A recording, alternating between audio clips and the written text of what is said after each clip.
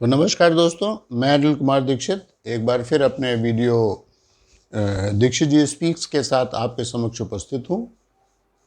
आप सभी लोगों को मेरा नमस्कार स्वीकार हो।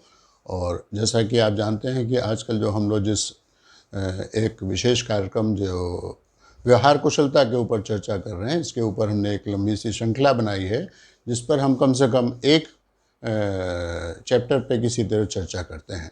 कल तक जो हमने चर्चा की थी अपनी इस पर चर्चा कर चुके हैं कि हमारा व्यक्तित्व हमारी दौलत है, हमारी वेल्थ है, पर्सनैलिटी इज़ अ वेल्थ, और किस प्रकार से हम अपनी इसको जो है अपनी व्यक्तित्व को और निखार सकते हैं। अब आज हम इसके आगे चर्चा करेंगे अपने व्यक्तित्व की खोज के ऊपर, कि हम अपने में अपने सर्च ऑफ आवर पर्सनैलिटी, कि हमारी पर्सनैलिटी कैसी हो, इसके ऊपर हमको आज निर्णय करना है, आज सोचना है कि किस प्रकार से ये हो। इसके पहले मैं आप लोगों से एक अनुरोध करूँगा कि कृपया हमारे वीडियो को सब्सक्राइब अवश्य करें, और अगर हमारा वीडियो पसंद आता है तो उसे अपने मित्रों और रिश्तेदारों और परिवार के सदस्यों के साथ उसको शेयर करें, उनसे भी कहें कि वो सब्सक्राइब करें। इसके साथ एक मेरी आपसे और गुजारिश है कि कृपया अपने सुझाव, और अगर इसमें कुछ कमियां हैं वो बताएं, जो अच्छाइयां हैं वो बताएं, सुझावों से हमें अवश्य अवगत कराते रहें, जिससे कि हम अपने वीडियो को और अच्छा बना सकें। तो हम आज शुरू करते हैं आगे से।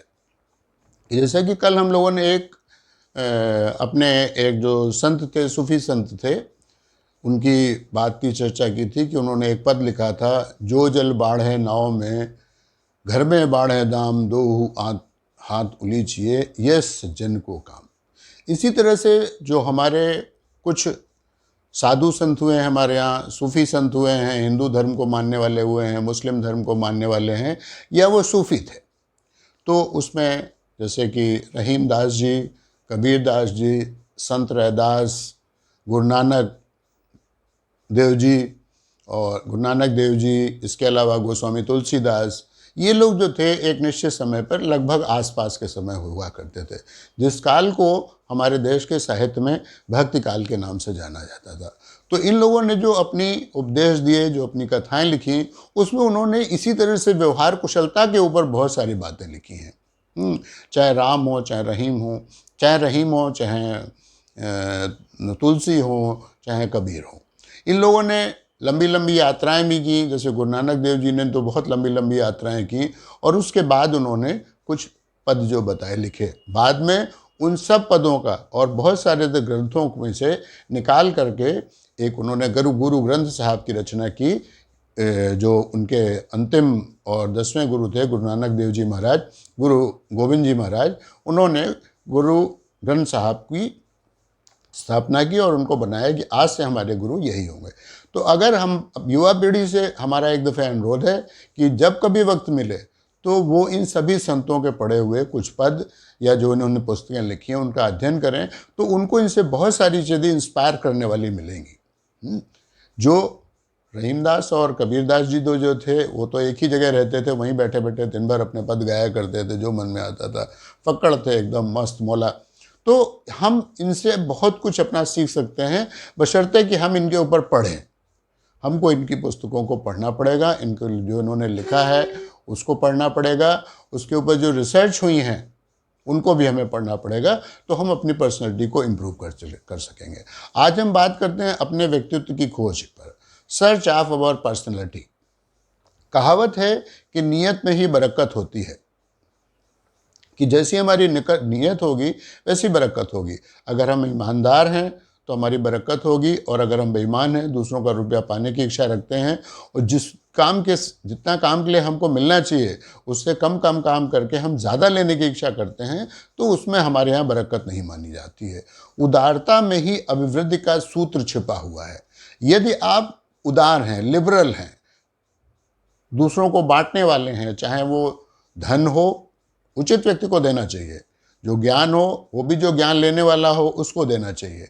तो यदि ये चीज़ें होंगी, अपनी उदारता में हम अभिवृद्धि करेंगे, अपनी जो दूसरों को जो हमको आता है हम दूसरों को सिखाने की चेष्टा करेंगे, और अगर हमारे पास धन दौलत से उसकी मदद करके उसकी आर्थिक समृद्धि बढ़ाने की इच्छा अगर हम रखेंगे, तो उससे क्या है कि उसी में हमारी अभिवृद्धि का सूत्र छिपा हुआ है।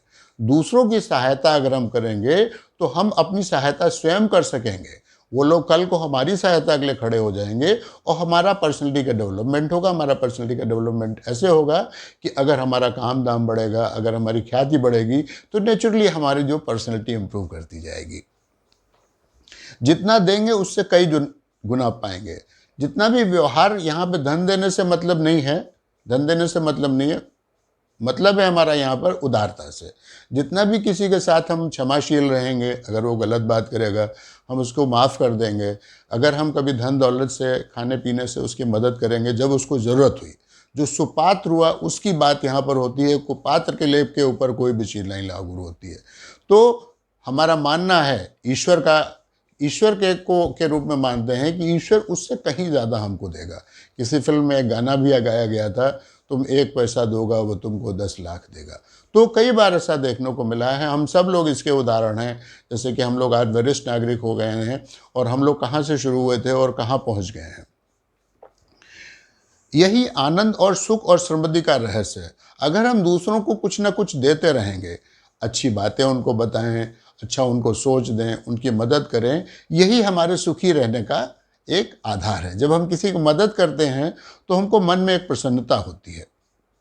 कामयाबी उसी व्यक्ति के चरण छूटती है जो अपने दिल के भीतर स्वाधीनता का, आत्मसम्मान का, नेक नियता का और सत्य निष्ठा का खजाना संग्रहित करता है।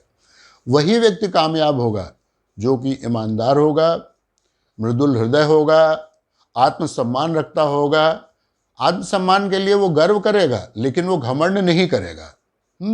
और जिसकी नीयत नेक होगी, जिसके जो कुछ भी वो काम करेगा अच्छी नीयत से करेगा, तो उसमें क्या होगा कि वो उसकी दिनों दिन तरक्की मिलती जाएगी। ये मेरा व्यक्तिगत अनुभव है। एक बहुत बड़े बिहेवियर साइंस के ऊपर लिखने वाले जो थे हैं, उनका नाम है इमर्सन। उनका नाम है कि सुविधाओं की गद्दी पर बैठने वाला सोता ही रहता है। वो व्यक्ति जिसको हमेशा सुविधाएं रहती हैं, जो एक कंफर्ट जोन में रहता है, तो उसका डेवलपमेंट नहीं हो पाता है। सब चीज़ें उसको घर में ही उपलब्ध हो जाती हैं। अरे भाई नहीं, उसको घर के बाहर नहीं भेजो, तो वो कठिनाइयों में रहना नहीं सीखेगा, तो वो हमेशा सोता ही रहेगा।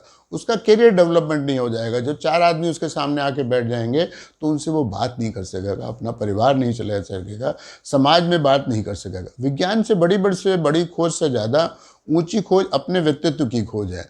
हम कोई चीज़ को खोजें, विज्ञान पे काम करें, इससे बेहतर है कि सबसे पहले हम अपना पर्सनैलिटी डेवलप करें।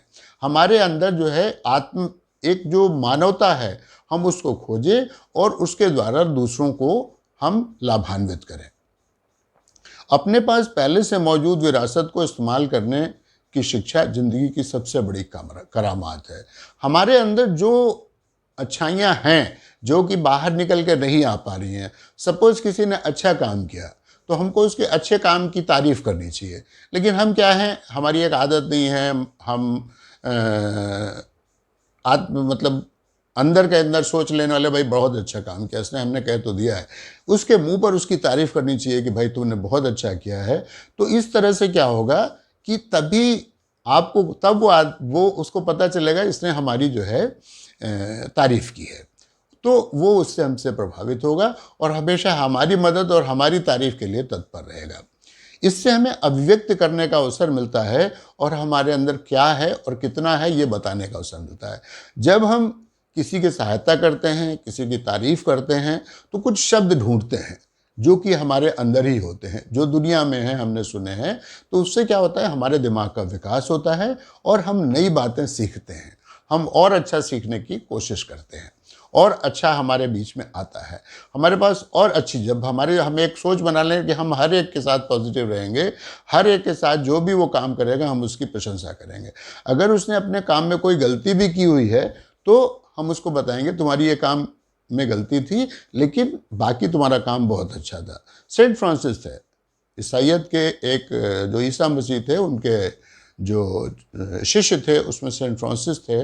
उनका कहना था कि जो हम देने से ही तो हम पाते हैं, जो हम देते हैं वही मिलता है हमको। अगर हम किसी को गाली देंगे तो सामने वाला भी हमको गाली देगा। अगर हम कीचड़ में पत्थर फेंकेंगे तो कीचड़ ही उछल करके हमारे पास आएगा। आत्म केंद्रित व्यक्ति सबसे कम आत्मनिर्भर और सर्वाधिक दुखी होता है। जो आत्म केंद्रित होता है, आत्म केंद्रित से आशा यहाँ पर यह है जो आदमी सिर्फ हमेशा अपने बारे में सोचता है कि मुझे ये मिल जाए, मेरा ये हो जाए, मेरा वो हो जाए, तो वो जो है कभी भी आत्मनिर्भर नहीं बन पाता है।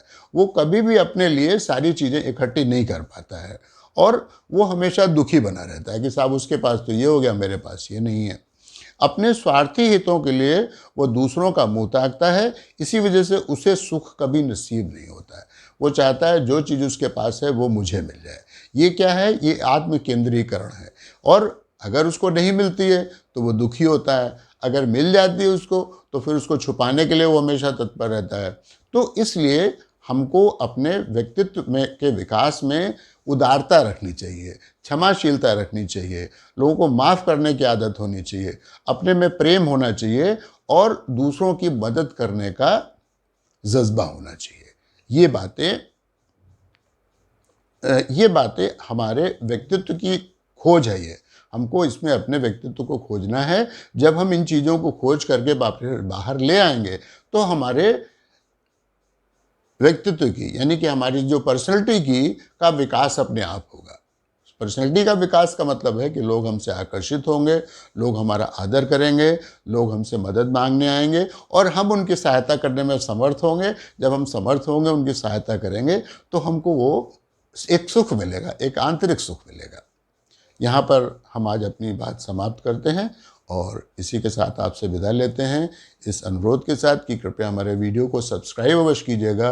अगर पसंद आए तो अपने मित्रों, परिवार के सदस्यों और अपने रिश्तेदारों से भी शेयर करने को कहिएगा और अपने सुझाव हमें अवश्य प्रेषित कीजिएगा।